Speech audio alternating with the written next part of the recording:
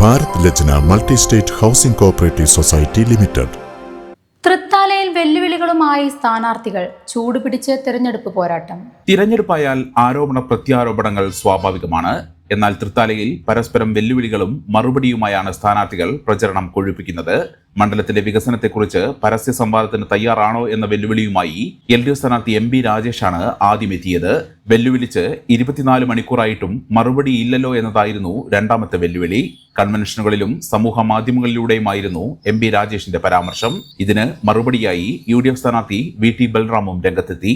MP Rajesh നടത്തുന്ന പ്രസ്താവനകൾ വെറും വീരവാദം മാത്രമാണെന്നും ഓരോ വികസന നേട്ടം എടുത്തു നോക്കുമ്പോഴും ഓരോ അവകാശവാദത്തെയും വസ്തുതകൾ സഹിതം ജനങ്ങൾക്ക് മുന്നിൽ വിശദീകരിക്കാൻ കഴിയുമെന്നുമായിരുന്നു ബൽറാമിന്റെ മറുപടി.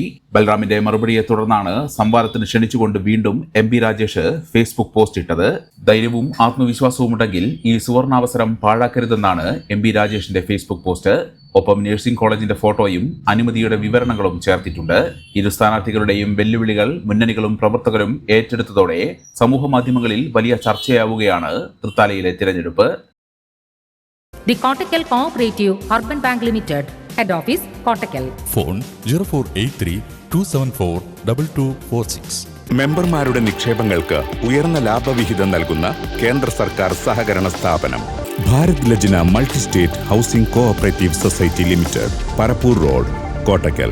ഫോൺ 9946999976.